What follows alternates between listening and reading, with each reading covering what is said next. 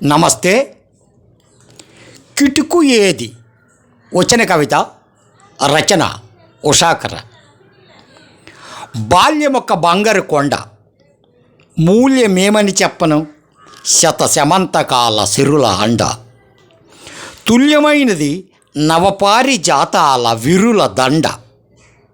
కల్లాకపటము లేని పాల మేగడ తేనె పాక ముడికిన మట్టి కొండ.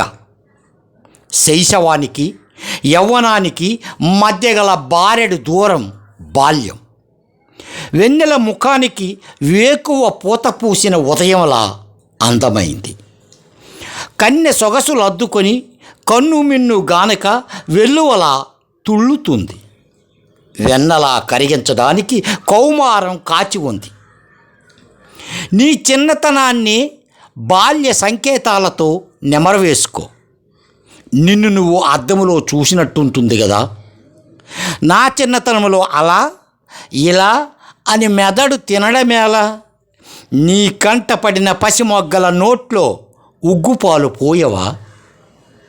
ఉన్నోడు చదివించాలని లేనోడు సంపాదించాలని ఒత్తిడి బాణాలేసి బాల్యాన్ని శల్యము చేస్తున్నారు.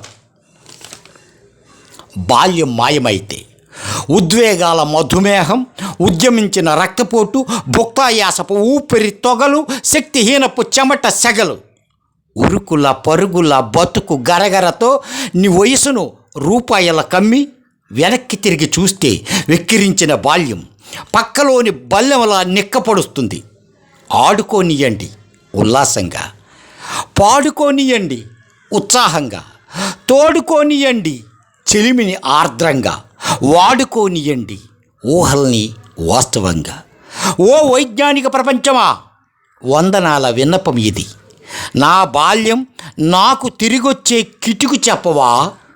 నా బాల్యం నాకు తిరిగొచ్చే కిటుకు చెప్పవా? ధన్యవాదాలు.